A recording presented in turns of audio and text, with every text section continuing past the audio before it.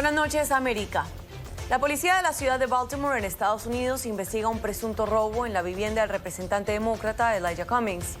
El incidente ocurrió horas antes de que el presidente estadounidense Donald Trump criticara al legislador por representar una ciudad infestada de ratas. Trump dijo que Baltimore es la ciudad con más crímenes en Estados Unidos, afirmando que es peor que Honduras, Afganistán o la situación en la frontera. Según cifras del FBI, en 2017, Baltimore fue la tercera ciudad con más crímenes violentos por cada 100.000 residentes.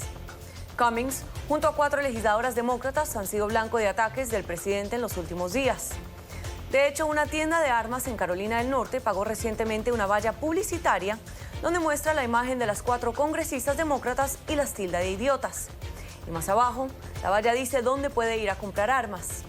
Las congresistas respondieron de inmediato asegurando que el inquilino de la Casa Blanca está incentivando la violencia contra las legisladoras de minorías y pidieron que se retirara la valla. El dueño de la tienda de armas tiene sus opiniones y optó por no pedir disculpas. Pero la empresa que vende el espacio publicitario dijo que está en proceso de retirar esa valla y que lamenta la controversia. Pero falta 1 año y 4 meses para las elecciones presidenciales en noviembre en Estados Unidos. Y cada día el Ejecutivo aumenta su retórica, que muchos califican de racistas y temen por la seguridad de los legisladores en medio de la polémica. Son las 8 en Bogotá, Lima y Quito, las 9 en la costa este de Estados Unidos y Santiago de Chile y las 10 en Buenos Aires. Les saluda Emiliana Molina, hoy en sustitución de Gustavo Legret, y esto es Cuestión de Poder. Bienvenidos. Hoy en el programa, Estados Unidos impone nuevos aranceles a productos chinos. ¿Cómo impacta la guerra comercial en América Latina? Argentina y Uruguay se preparan para elecciones. Analizamos cómo llegan estos países a los comicios. Daniel Ortega cierra la posibilidad de diálogo con la oposición en Nicaragua.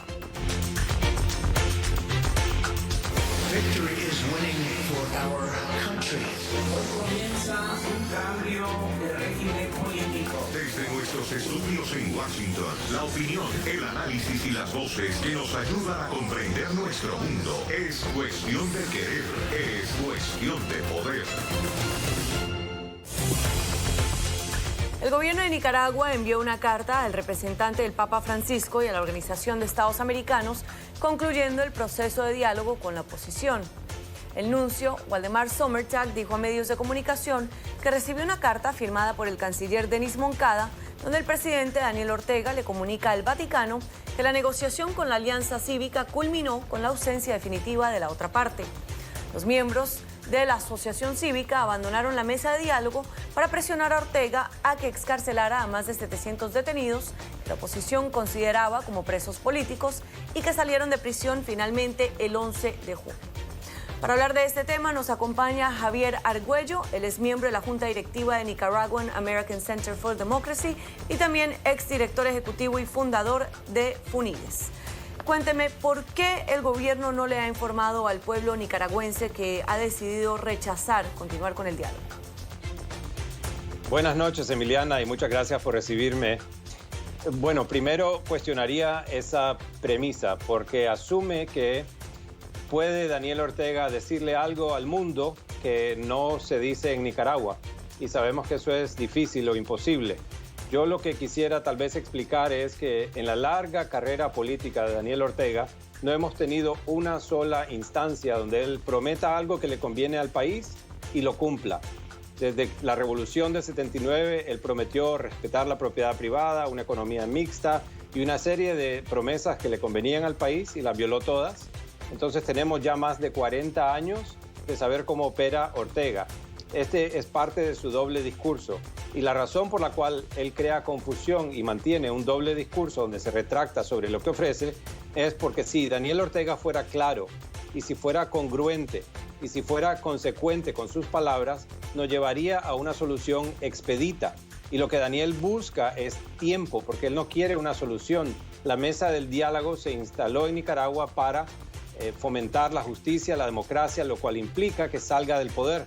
Entonces, lo que Daniel Ortega busca es tiempo. Él no busca algo que sea expedito.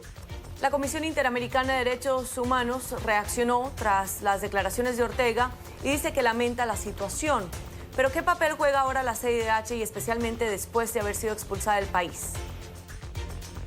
Bueno, el papel que jugó la CIDH fue crítico en darle a conocer, despertar conciencia con la credibilidad que tienen para que el mundo entero supiera cómo Daniel Ortega estaba asesinando a personas en su país, torturando, que para Daniel Ortega esta es la zona de máximo confort. Para él mentir, engañar y matar es normal, es como desayunar para cualquier persona, y esto lo venía haciendo sin que el mundo en realidad lo documentara.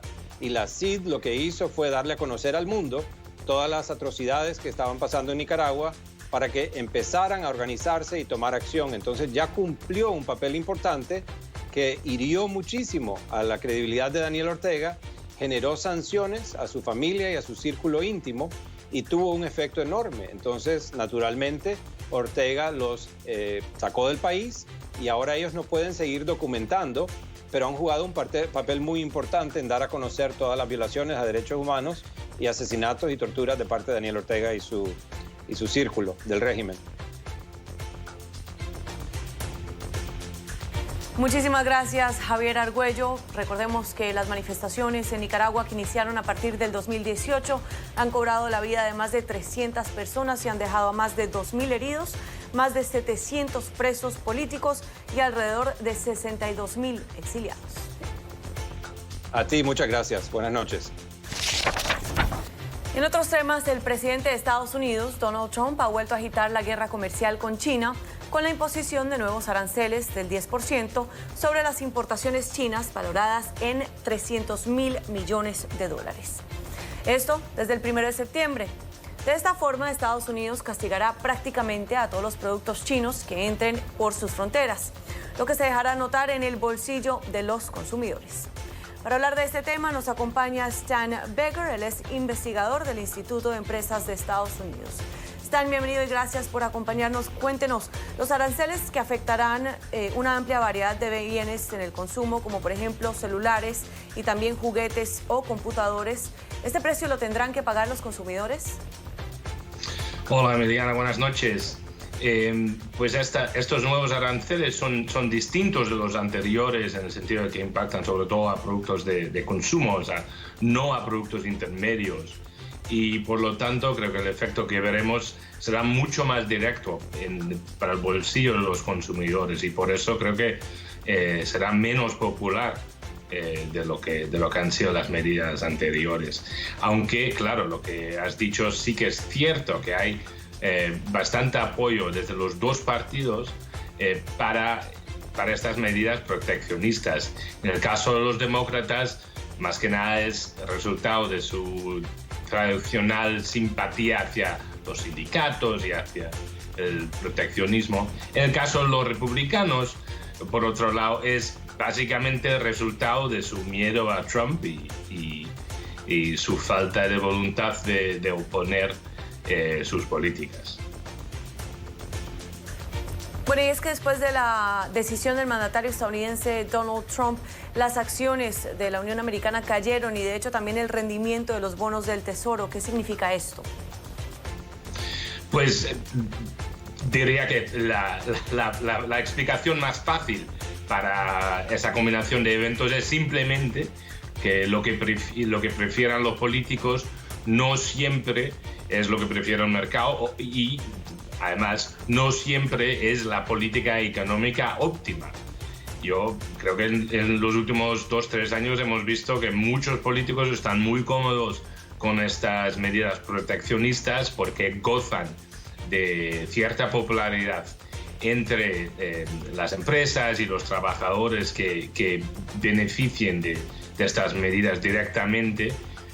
Y mientras tanto los consumidores y las empresas afectadas menos directamente no tienen la misma voz, no tienen el mismo interés en el tema porque suele ser, o sea, para ti o para mí, suele ser un impacto relativamente limitado comparado con si eres una empresa que compite directamente con productos chinos.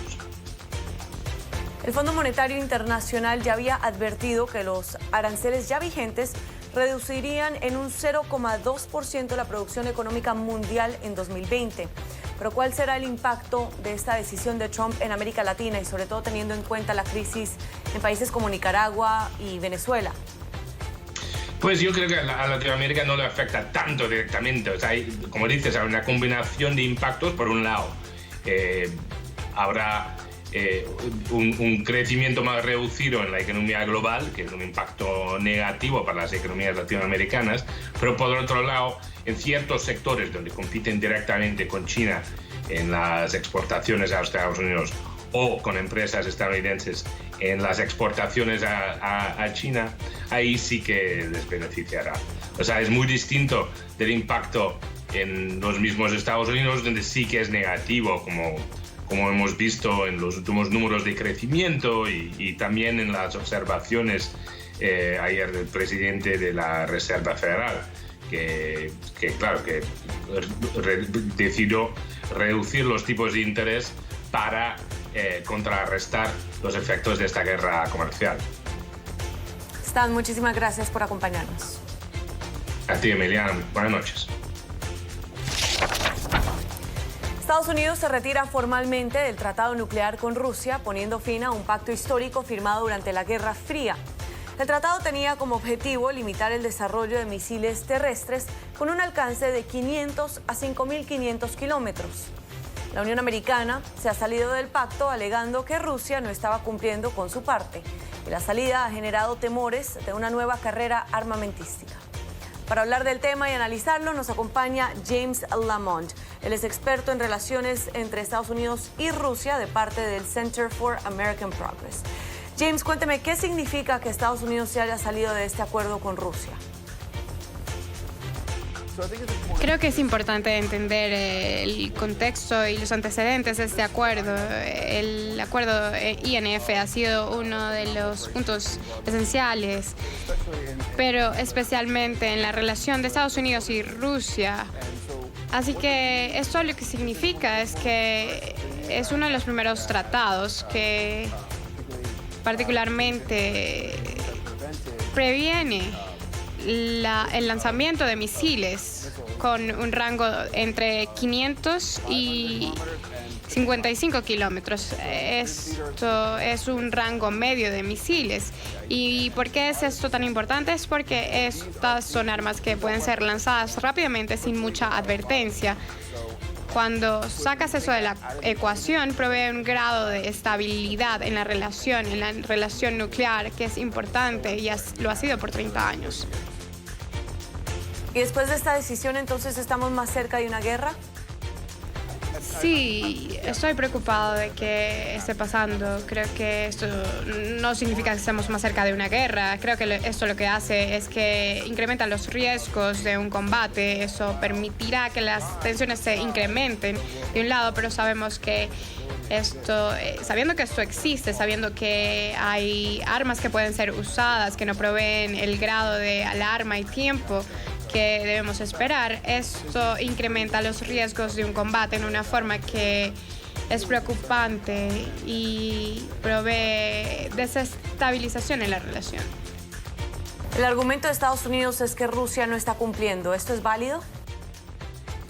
Eso es absolutamente cierto. Yendo atrás años, al menos a 2014 e incluso antes, Rusia no ha estado en cumplimiento con su parte del acuerdo.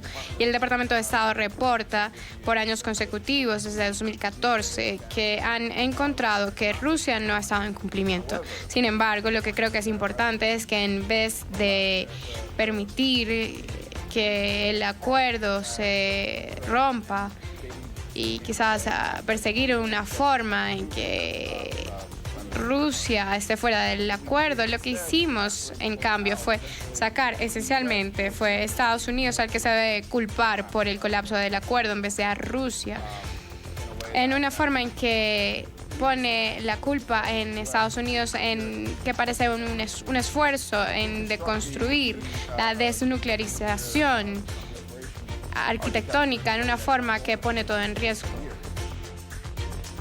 ¿Habría alguna otra forma de hacerlos cumplir? Sí, hay directrices establecidas en el acuerdo y en cumplimiento. Hay sanciones que pueden tomarse. El Departamento de Estado ha estado haciendo ese trabajo y ha referido al Departamento de Comercio. Creo que esto es difícil sacarlo de la relación amplia entre Estados Unidos y Rusia, así que creo que es un factor. Pero hay esfuerzos diplomáticos, incluyendo sanciones económicas, que podrían ser una forma de tratar de llevar a Rusia nuevamente a la mesa en una manera más significativa. Muchísimas gracias, Stan, por su tiempo. Y de hecho, la decisión del mandatario estadounidense Donald Trump llega en la misma semana que Kim Jong-un, el líder de Corea del Norte, ha hecho varias pruebas de misiles de corto alcance. Thank you. Y ahora sí, vamos a una noticia en positivo. Un paciente con Alzheimer no podía recordar la melodía de una de sus canciones favoritas. Y este es el emotivo momento en que su cuidador lo ayuda a recordarla. Vai embora, vais me prejudicar, ele pode chegar, está na hora. China ya figura como principal socio comercial de varios países latinoamericanos y sus relaciones bilaterales con la región cada vez aumentan. Esta semana, el ministro brasileño de Economía, Paulo Guedes, afirmó que Brasil inició negociaciones para alcanzar un acuerdo de libre comercio con Estados Unidos. Mientras, el presidente de Colombia, Iván Duque, visitó Pekín y suscribió unos 15 acuerdos de cooperación con el país asiático, mientras que la administración de Trump ha adoptado una guerra comercial con China. Ayer anunció una nueva ronda de aranceles a los productos chinos, medidas que llegan un día después de que su equipo de negociadores dejó Shanghái tras culminar 2 días de encuentros que fueron calificados como constructivos. Para hablar de este tema nos acompaña Nicolás Albertoni, él es economista y especialista en relaciones internacionales. Nicolás, bienvenido. ¿Y qué papel juega Latinoamérica en esta guerra comercial entre Estados Unidos y China? Buenas noches, Emiliana, un gusto saludarte. Bueno, efectivamente, yo creo que el contexto internacional presenta mucha incertidumbre. Tenemos claramente un frente de tensión en lo que es Estados Unidos y China, pero no olvidemos también que Europa, otra de las economías centrales, está también debatiéndose en un Brexit que todavía no sabemos dónde puede terminar. Vemos ahora que Boris Johnson acaba de decir hace pocos días, al asumir como primer ministro, que estaría de acuerdo en hacer el Brexit con o sin acuerdos. Entonces, en fin, en todos los frentes que uno ve en el contexto internacional hay incertidumbre. Y América Latina, yo creo que lejos de ver todo este contexto como una amenaza, está en condiciones hoy de ver en oportunidades, de justamente, dado que no tiene ningún conflicto, vamos a decir, con ninguna de estas economías centrales, ver también cómo puede generar oportunidades en ese sentido. Y hoy, una región, a diferencia de hace algunos años atrás, se muestra mucho más proactiva en la inserción al mundo. Vemos lo que está pasando con la Alianza del Pacífico, vemos también ahora un Mercosur que acaba de concluir las negociaciones con la Unión Europea. Entonces parece existir más consenso para abrirse al mundo. La administración de Trump ha tenido una política más agresiva hacia Latinoamérica y a su vez cada vez China tiene más presencia en países claves de la región como Brasil, Venezuela, Argentina y Panamá. ¿Pero es Latinoamérica el próximo campo de batalla entre China y Estados Unidos? Yo no necesariamente lo vería así. Yo creo más bien de que América Latina, como una región emergente, puede captar la atención de los mercados internacionales. Uno ve también que Europa se comienza a interesar ahora, dado que el foco de conflicto está con Estados Unidos, y esto parece persistir, poner foco en los mercados emergentes. Y bueno, más allá de que América Latina tiene que cuidar un poco las balanzas, ¿no? De cuánto se acerca a China, porque inevitablemente Estados Unidos va a estar poniendo un ojo en cuán cerca esté América Latina de China. Yo creo que jugar a varias puntas, jugar tanto una mano con la Unión Europea, en el caso de Mercosur, que se acaba de concluir un acuerdo, también con China, y con China son políticas muy de largo plazo, ¿no? Están ahora este nuevo proyecto de la Ruta de la Seda, pero estamos hablando de quizá decenas de años para que se concreten algunas cosas, pero es un acercamiento. Y con Estados Unidos concretamente, tener una mejor institucionalidad comercial, yo creo que son frentes que, lejos de amenazas, podrían transformarse en oportunidades si se hace de forma estratégica, ¿no? ¿Estados Unidos debería preocuparse por esta presencia? Bueno, primero yo creo que en eso hay dos frentes. Una lógica hoy de la Casa Blanca es la América Latina hacia México y la otra es la América Latina hacia el resto de la región, ¿no? De hecho, uno ve que muchas veces cuando Trump habla de América Latina, en concreto estaría hablando de México y todo lo que son las políticas migratorias de Centroamérica, pero después yo creo que hay otro horizonte inexplorado y se empieza ahora a tejer con la cercanía que puede haber entre Macri, Bolsonaro con Trump, de que es la América Latina, la América del Sur, vamos a decir, el resto de la región que a veces no está en los focos más de conflictos, si se quiere, migratorios. Entonces, yo creo que ahí pueden surgir las buenas cosas, planteándole, obviamente, al gobierno de Trump de que la cercanía con China es inevitable. Hoy, ¿qué país en el mundo no tiene alguna cercanía con China, siendo una economía tan importante? Pero eso no quita demostrar nuestro interés con Estados Unidos. Entonces, yo creo que tenemos que jugar la carta de diferenciarnos justamente de lo que a veces ve Trump como un foco de conflicto con México, que obviamente es mucho más dependiente de Estados Unidos. Estamos hablando de que más del 70% del comercio de México hoy está de alguna forma dependiente con Estados Unidos, o sea que la balanza de dependencia es otra. Pero si uno ve Brasil o el resto del Mercosur, está oscilando en un 10% la dependencia con Estados Unidos. Entonces, ahí es como se podrían generar más fuentes de oportunidades para el resto de la región, en lo que incluyo también a los países de la Alianza del Pacífico, ¿verdad? Nicolás, en este libro usted habla de cuando lo importante se convierte en lo urgente. Y quiero preguntarle precisamente esto. ¿Qué es importante que los gobiernos de la región empiecen a trabajar ya mismo? Bueno, yo creo que lo primero y central es el valor del tiempo en la política pública. Este nuevo libro que de alguna forma está enfocado en Uruguay, pero perfectamente podría ser para contribuir a un debate más a nivel regional, pasa por ver primero de que muchas veces en la región, una región que vale recordar que sigue siendo la región más desigual del mundo, más que África.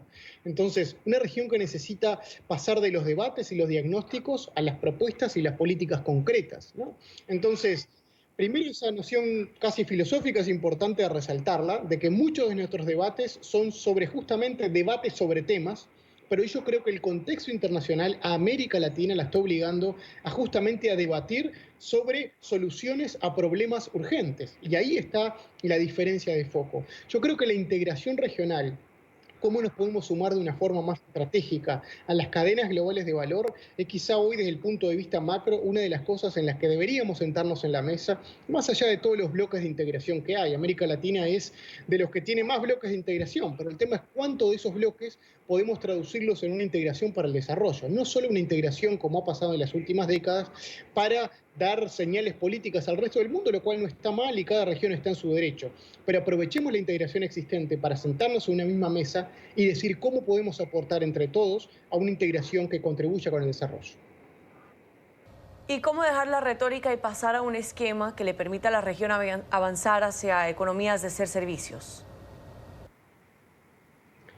Bueno, el primer punto es resaltar de que hoy los frentes sociales y políticos, de hecho mencionábamos hoy al inicio, en factores como la corrupción en América Latina, son frentes que hay que resolverlo de forma urgente, ¿no? Es decir, algunos ya están en proceso de resolución, pero todo lo que ha pasado con Odebrecht y demás postergan los debates estratégicos.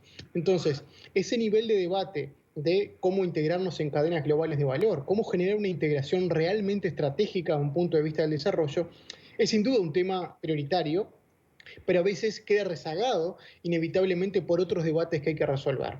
Cada 4 o 5 años ya empiezan los climas electorales, en algunos países a mitad de periodo por también razones legislativas, y estos temas estratégicos se transforman como esa segunda agenda existente, ¿no? Pero yo creo que hoy, y aquí está la importancia, el contexto internacional nos obliga a dar ese paso. Quizá que sean temas más de consenso, temas más de Estado, y no que de alguna forma sean o se reinauguren cada 4 o 5 años, y ver cómo en la región podemos generar, por lo menos en la lógica de integración, un formato que no esté dependiendo de los gobiernos de turno, sino más bien de los temas claves que contribuyan más allá de las ideas políticas. Porque sabemos que las estructuras económicas no van a variar en el sentido de que somos la América Latina que ofrecemos tales y cuales productos y necesitamos otro. Bueno, pero ¿cómo sacamos mayor valor agregado de ello? Es un debate que podría perfectamente trascender los gobiernos. ¿Y qué país de la región cree usted que logra dejar de lado el tema ideológico y concentrarse en un proyecto de desarrollo que no dependa de quien está ocupando el ejecutivo de turno?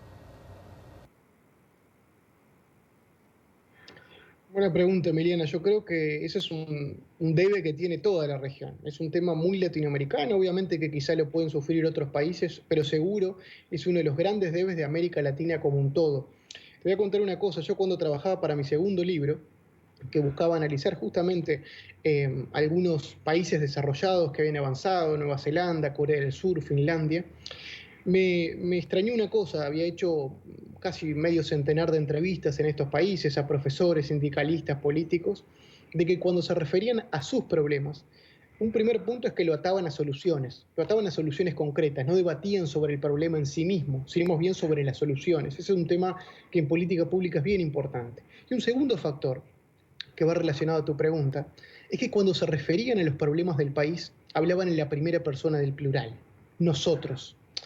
¿Sabes la sorpresa que me llevé cuando estas entrevistas las hice en América Latina, concretamente en Uruguay, pero estoy seguro que en otros países de la región pasaría? Cuando hablábamos de los problemas con diferentes actores, a ese nosotros le sumaban la tercera persona del plural, ellos. Era siempre un debate entre nosotros y ellos, nosotros y ellos. Y eso, de alguna forma, es un debe que tiene toda la región, porque fíjate que se va un bloque de turno y esto ya todos tienen que pagar las prendas, porque se fue UNASUR, bueno, aparece PROSUR. Y nadie niega de que, bueno, efectivamente hay buenas intenciones en alguna de estas cosas, pero vivimos en un limbo entre los nosotros y ellos, y no invertimos tiempo de alguna forma, y vaya cuánto le podría contribuir esto a América Latina en mirar un horizonte de más de mediano plazo, que no sea empapado únicamente por las lógicas políticas, que vaya, sí es importante, porque la política y la ideología es clave, no hay que esconderla, pero que eso no ate y no postergue y no se transforme en un ancla para el desarrollo. Nicolás, hay una preocupación de la que usted habla en el libro y tiene que ver con la percepción de que las industrias regionales no están ofreciendo lo que se necesita. También vemos un alto desempleo en la región. ¿Cómo se puede revertir esta situación?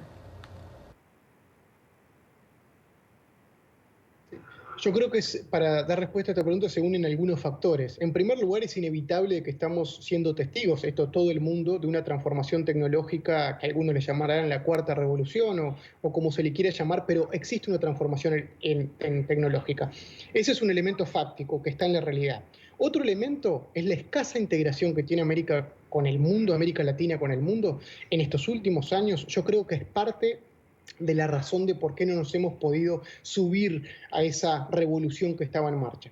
Fíjate que por decenas de años hemos asistido a una retórica de protección de mercado. Eso lo sabe muy bien Brasil, lo sabe muy bien Argentina. Si nosotros de la acción política solo se da señales de protección de mercado, estamos reduciendo los incentivos de innovar para crecer. Lo que se le dice de los gobiernos es tranquilo, yo te voy a proteger. Entonces las motivaciones que tienen a veces el sector emprendedor, por ejemplo, para escalar son menos.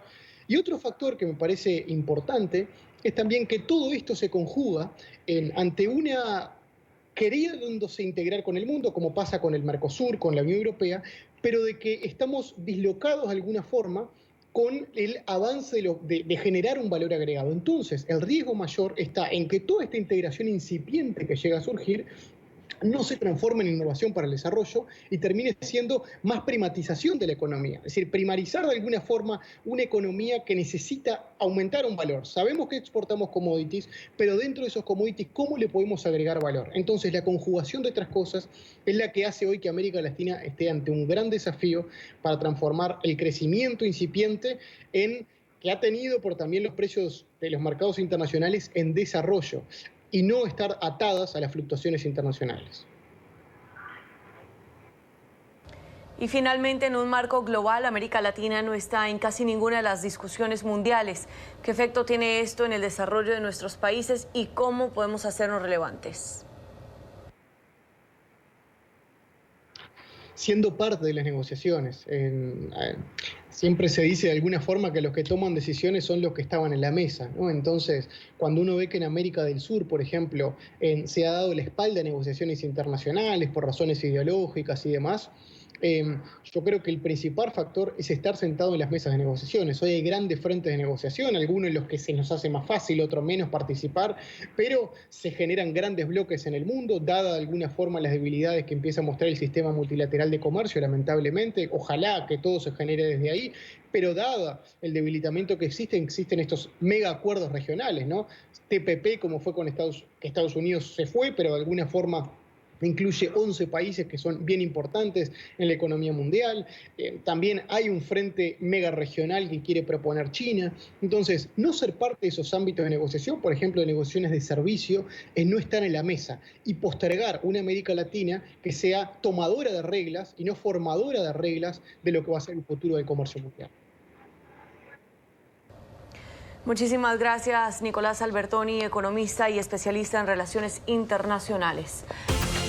A solo meses de las elecciones en octubre, Argentina cayó en recesión y tiene una de las inflaciones más altas del mundo. Según el Banco Mundial, desde 1950 a la fecha, Argentina ha estado 33% del tiempo en estado de recesión. La volatilidad solo la supera la República Democrática del Congo, un país con 2 guerras, 3 golpes de Estado y varios conflictos regionales. Para analizar este tema y también las elecciones en Uruguay, nos acompaña Héctor Chamis, profesor de Georgetown. Bienvenido. Gracias. Profesor, iniciemos con lo básico. ¿Cómo vemos las elecciones en Argentina, sobre todo teniendo en cuenta la economía de este país? Bueno, dicho el dato económico, la inflación está desacelerándose y la economía está más estable que hace 3 o 4 meses, ¿no? Y eso es importante en un año electoral. Más allá de eso, la elección está abierta y pareja entre la fórmula Macri y Pichetto oficialista y la de Fernández, que es la del kirchnerismo. Digo kirchnerismo porque además Pichetto es peronista, el candidato a vicepresidente de Macri, con lo cual algunos sectores del peronismo irán en otra dirección. Y está abierta y está pareja y sin duda habrá segunda vuelta y no está claro qué pueda suceder. De hecho, todos los candidatos son peronistas excepto Macri, o casi todos. Y los mensajes de campaña que hemos visto, ya que se han empezado a divulgar los mensajes o los comerciales de cada candidato, Macri, por ejemplo, está buscando la reelección mostrando su desempeño en temas como infraestructura, carreteras, etcétera. Pero, ¿en realidad ha logrado estabilizar a Argentina? No. Y es muy cierto eso que mencionás acerca de... antes se decía, es la economía estúpido, ¿no? O sea que... Y Macri pretende hacer una campaña donde lo que dice es la infraestructura, estúpido, porque precisamente su campaña está basada en importantes obras de infraestructura.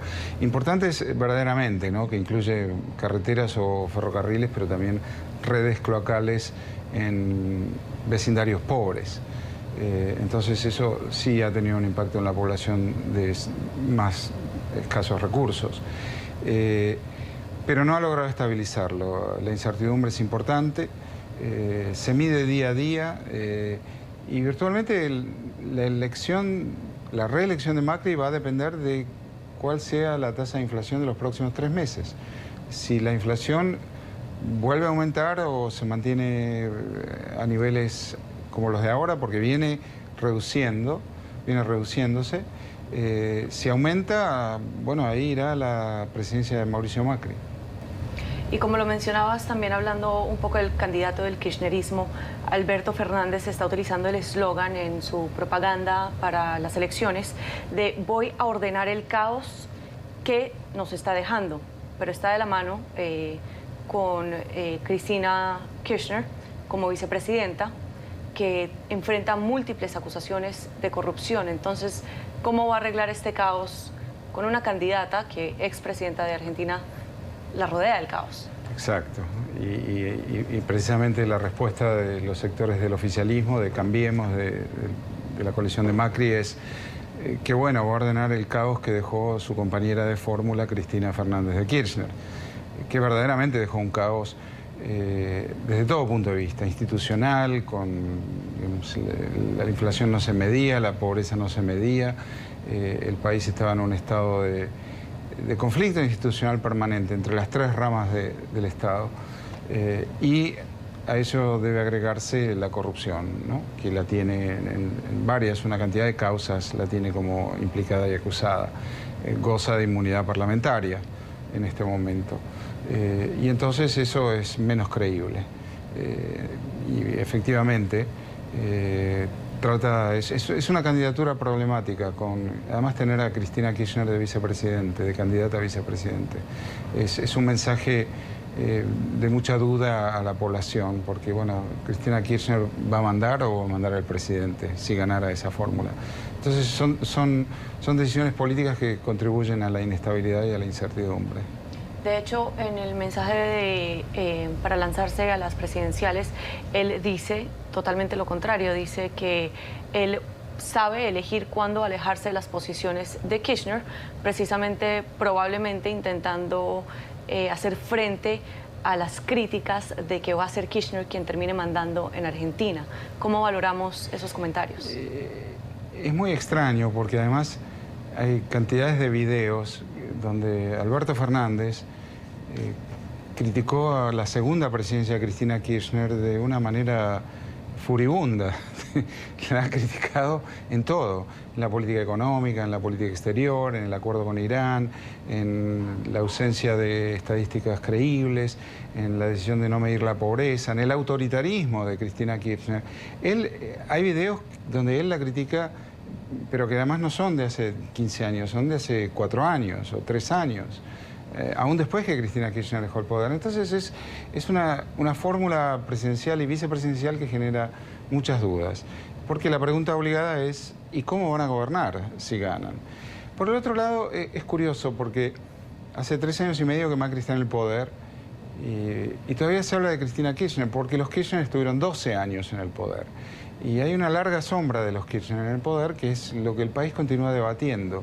Entonces, en vez de hablar del récord de Mauricio Macri, que no ha sido del mejor tampoco, la sociedad habla del récord de Cristina Kirchner ante la posibilidad de que retorne ella al poder como vicepresidente, pero ejerciendo el poder en última instancia.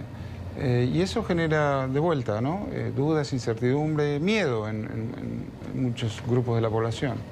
¿Y hay algo en la Constitución de Argentina que no permita que Kirchner se vuelva a lanzar como presidenta y por eso lo hace como vicepresidenta? ¿O qué está buscando ella? No, y eso es lo inexplicable. Algunos dicen que lo hizo para buscar protección constitucional en caso... Evadir investigaciones. Evadir investigaciones por corrupción. Pero ella es senadora actualmente, con lo cual también tiene inmunidad siendo senadora. No logro explicar, y nadie me ha dado una explicación convincente acerca de esta decisión de ser candidata a vicepresidente y no a presidente, o no ser candidata a punto. ¿Por qué este lugar? Ok. ¿Los resultados en estas elecciones podrían llegar a tener algún impacto en los mercados, en Argentina 1 y en el resto del mundo? Sí, tendría impactos, negativos, porque hay mucha incertidumbre.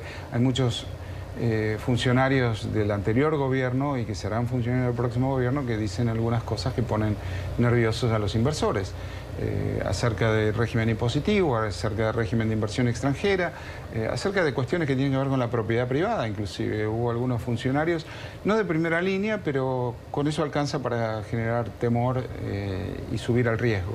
Y eso se va a sentir, sin ninguna duda. Macri y la fórmula del kirchnerismo están liderando las encuestas actualmente, pero entonces, ¿cómo se justifica el pueblo argentino, digamos, darle esta cantidad de números tan altos a una persona que está llena de acusaciones de corrupción? Porque ha habido una recesión profunda, ahora mejorando, porque ha habido un aumento de la pobreza, con alta inflación, además, con corridas cambiarias, con un dólar inestable que ahora está más estable, pero que el año pasado estuvo de subas y bajas, generando aún mayor incertidumbre.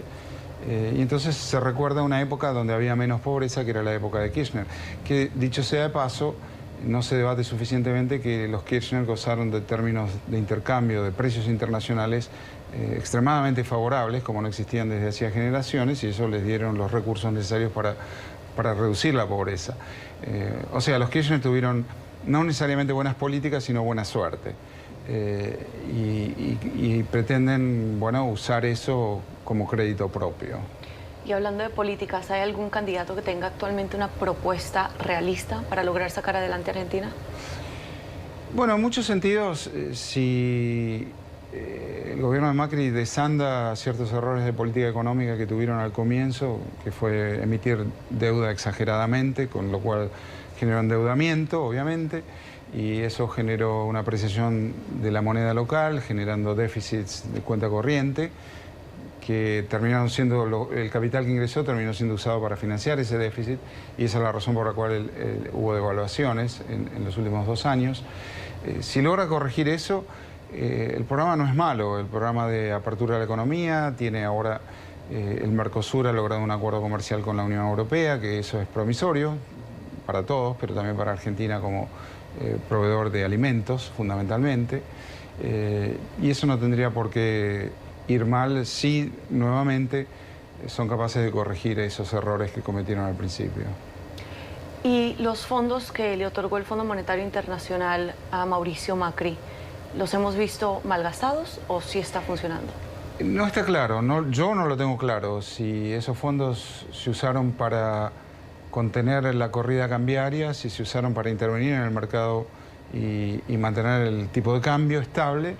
Bueno, son recursos que nunca vuelven, digamos, y son de corto plazo por definición, porque entonces se fueron para detener especulación cambiaria. Y ese no es el propósito es generar una estructura fiscal sólida y tener con qué programar la política macroeconómica en general en el futuro. Pero eso no me queda claro y tampoco es claro para mucha gente. Ellos sabrán qué hicieron con esos recursos del fondo. Bueno, las elecciones de Argentina, las primarias son ahora el 11 de agosto. Las primarias abiertas, simultáneas y obligatorias. Exacto. Perfecto. Y después la primera ronda es en octubre. En octubre. ¿Se irán a una segunda vuelta? Sin duda. Sin duda. Sin duda va a haber una segunda vuelta. Ok. Perfecto. Vamos a hablar entonces ahora de Uruguay, que también está de elecciones. Que también tendrá segunda vuelta. ¿Por qué? Porque las encuestas lo muestran, el Frente Amplio es el partido de gobierno, la coalición de gobierno, viene descendiendo y los otros 2 partidos de oposición importantes, hay un cuarto pero es menos importante, el Partido Blanco y el Partido Colorado, partidos tradicionales, vienen creciendo, sobre todo el Partido Colorado, y es perfectamente plausible un escenario de 3 tercios. En cuyo caso, no habiendo mayoría, habrá una segunda vuelta, en cuyo caso el Frente Amplio tiene las de perder en una segunda vuelta. Ok, entonces puede ser que el Frente Amplio no logre gobernar por unos 20 años. Bueno, por lo menos por 4 si pierden, luego de 12 de haber estado en el poder. Y si tuviera que hacer una apuesta, apostaría que va a haber segunda vuelta y que va a perder el Frente Amplio, efectivamente. Okay. Profesor, muchísimas gracias por acompañarnos. Gracias a ustedes. Bueno, y a ustedes, espero que hayan disfrutado este programa tanto como nuestro equipo y yo disfrutamos hacerlo, aunque bastante nos costó el día de hoy la producción, con nuestra productora encargada, Fernanda Espinaza, que hizo un muy buen trabajo esta noche, también con nuestra productora asociada, Melissa Obaica, nuestro director técnico, Mario González, y su director asociado, Henry Guevara. Gracias a todo nuestro equipo y a ustedes por sintonizar, que disfruten y hasta la próxima.